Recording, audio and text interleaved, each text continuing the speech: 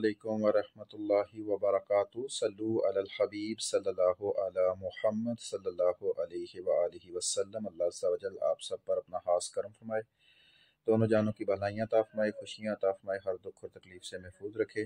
جیسا کہ آپ لوگوں کو پتہ ہے کہ گریس امبیسی کی جو اپریل کی اپوائنٹمنٹس تھی، جو مارچ کے اینڈ پہ کھلنی تھی، وہ کھلیں، اور اس دفعہ بہت سے لوگوں کو اپوائنٹمنٹ ملی بھی اور بہت سے لوگوں کو نہیں بھی ملی، کیونکہ ویب سائٹ جو ہے وہ آپ کو پتہ ہے بہت تنگ کر رہی تھی۔ پہلے دوپہر کو انہوں نے ورک کی اپوائنٹمنٹ کھولیں، اور شام کو جو ہے انہوں نے اگلے دن صبح فجر کے ٹائم سے کچھ دیر پہلے 4:30 بجے انہوں نے فیملی ویزاز کے لیے اور شنجن ویزا کے لیے جو اپوائنٹمنٹ تھیں وہ کھولیں۔ بہت سے لوگوں کو نہیں ملیں۔ اس دفعہ ویب سائٹ نے بھی بہت زیادہ تنگ کیا، تو اس لیے وہ افراد جن کی اپوائنٹمنٹ نہیں ہوئیں ان کو بھی ٹینشن نہیں لینی چاہیے، اللہ کے بارگاہ میں دعا کرنی چاہیے، اور اللہ جس کے جو فیصلے ہوتے ہیں وہ سب سے زیادہ بہتر فیصلے ہوتے ہیں۔ اگر آپ کے حق میں اس وقت امبیسی میں نہیں جانا لکھا ہوا تو آپ کسی ذریعے سے بھی نہیں جا سکتے، کیونکہ ہمارا آپ سب کا کام ہے کوشش کرنا، اور اس کا کیا رزلٹ آنا ہے وہ اللہ تعالیٰ کے ہاتھ میں ہے۔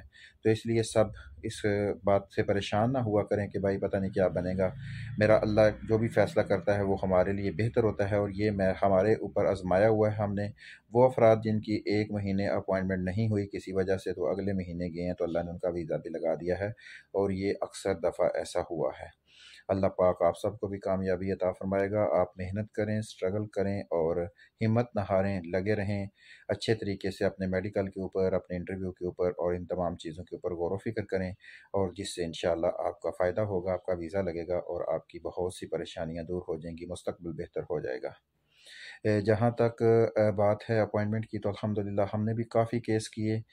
جیسے جیسے یہ کام، کیونکہ ہم نے کبھی کیا نہیں تھا، تو جیسے جیسے یہ کرتا ہے انسان تو پھر تجربہ بھی بڑھتا ہے، اور معلومات میں بھی اضافہ ہوتا ہے، اور پتہ چلتا ہے کہ ہمارے بہت سے لوگ جو ہیں وہ فراڈ کے معاملے میں بھی بہت تیز ہوتے ہیں۔ اپوائنٹمنٹ ہونے سے پہلے ان کی جو باتیں ہوتی ہیں وہ بہت میٹھی ہوتی ہیں، اللہ اور رسول والی ہوتی ہیں، اور جب اپوائنٹمنٹ ہو جاتی ہے یا وہ خود بک کر لیتے ہیں یا وہ کسی اور سے کروا لیتے ہیں، تو پھر ان کا لہجہ، ان کی باتیں وہ ساری چینج ہونا شروع ہو جاتی ہیں۔ دیکھیں، چند پیسوں کے لیے اپنی آخرت نہ خریدا کریں۔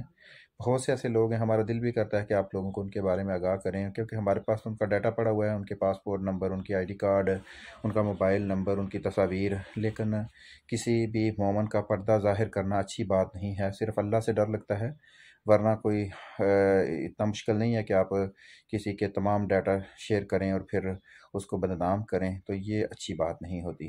انسان کو خود سوچنا چاہیے۔ ایسے بہت سے ساتھی ہیں، ہمارے ساتھ بھی ایسا ہی ہوا ہے۔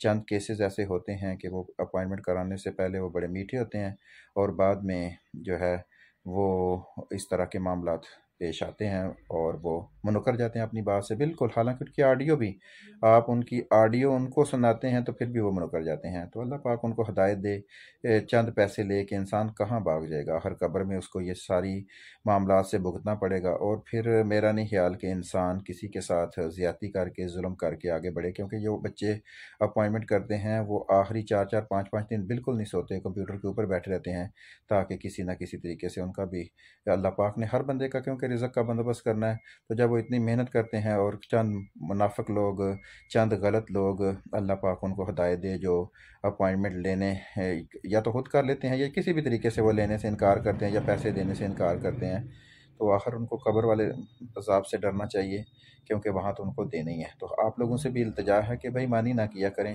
بے ایمانی کریں گے تو نقصان وقتی طور پہ سامنے والے کا ہوتا ہے، لیکن حقیقت میں وہ آپ کا ہی نقصان ہے، کیونکہ آپ نے اللہ کو اس بات کا جواب دینا ہے۔ تو یہ اکثر لوگ موجود ہیں، اور حقیقت میں دکھ اس بات کا ہوتا ہے کہ زیادہ تر لوگ جو اس طرح کا فراڈ کرتے ہیں وہ پہلے دین، قرآن، حدیث، قسم، قرآن، اس طرح کی باتیں کرتے ہیں، اور بعد میں جو ہے وہ فراڈ کرتے ہیں، اور اس چیز کا بہت زیادہ حقیقت میں دکھ ہوا ہے۔ اور مجھے تو خاص کر بہت زیادہ دکھ ہوا ہے کہ بعض افراد دیندار، بڑے اچھے دیندار، اور یہ بات کہتے ہوئے شرم بھی آتی ہے کہ دیندار لوگ جو ہیں وہ بھی فراڈ کرتے ہیں۔ چہرے پہ ان کے داڑھی بھی ہوتی ہے، اور ان کے بہت سے معاملات دین والے بھی ہوتے ہیں، لیکن فراڈ میں وہ پیچھے نہیں ہٹتے۔ تو اللہ پاک ہدایت دے۔ اس کا قطعاً یہ مطلب نہیں ہے کہ جو داڑھی رکھتا ہے وہ فراڈ نہیں کرتا، اور جو داڑھی نہیں رکھتا وہ فراڈ کرتا ہے، کیونکہ جو ہے داڑھی میں دین نہیں ہے، لیکن یہ ہے کہ معاملات یہ اچھے نہیں ہیں انسان کو، کیونکہ جو دیندار بندہ ہوتا ہے، جس کے چہرے پہ داڑھی ہوتی ہے، وہ ایک نمونہ ہوتا ہے، ایک رول ماڈل ہوتا ہے دوسروں کے لیے۔ تو اس کو باقاعدہ ان معاملات کو بھی دیکھنا چاہیے کہ وہ کسی کے ساتھ ناانصافی نہ کرے، کسی کا حق نہ کھائے، کسی کے ساتھ زیادتی نہ کرے۔ بہرحال ہماری دعا ہے کہ اللہ پاک سب کو ہدایت دے۔ یہ ہمارا مقصد نہیں ہے کہ کسی کو بدنام کرنا، لیکن آپ لوگوں کو آگاہ کر رہے ہیں کہ یہ سب سے بہترین طریقہ پاکستان میں کام کرنے کا ایک ہی ہے کہ آپ پہلے ایڈوانس رقم لیں۔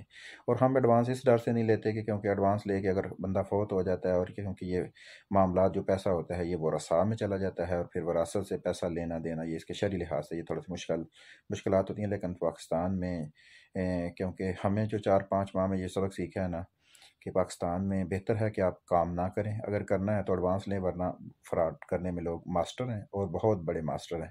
اللہ پاک سب کو ہدایت دے۔ آپ لوگ جب اپوائنٹمنٹ کا وقت قریب آتا ہے تو بہتر ہے کہ آپ لوگ اپنا جو ہے فیملی سرٹیفکیٹ، کریکٹر سرٹیفکیٹ اور برتھ سرٹیفکیٹ جو ہے اس کو پہلے ہی ٹیسٹڈ کروا لیا کریں 2-4 دن، کیونکہ اب ایسے بندے بھی ہیں جن کی اپوائنٹمنٹ 3 اپریل کی، 4 اپریل کی، 5 کی ہے، اور ان کے پیپر تیار نہیں ہیں، تو پھر چند مشکلات کا سامنا کرنا پڑتا ہے۔ لیکن مشکل نہیں ہے، امبیسی میں یہ سارے معاملات ہینڈل ہو جاتے ہیں۔ آپ ان کو بتا سکتے ہیں کہ ابھی پیپر تیار نہیں ہے، لیکن بہتر ہے کہ آپ اپنے کاموں کے اوپر غور و فکر کریں۔ ہماری دعا ہے کہ اللہ پاک آپ کو دنیا اور آخرت میں کامیابی عطا فرمائے۔